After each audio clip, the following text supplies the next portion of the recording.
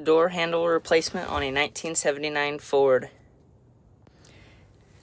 The owner before me broke this handle off, and so he flipped it around so it'd be functional, and we're gonna put this new one on it.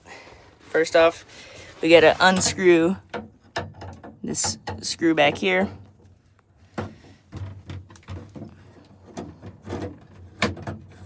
There we go. I got the new door handle up in position. Now I just gotta tighten it down and get it propped up straight. There we go.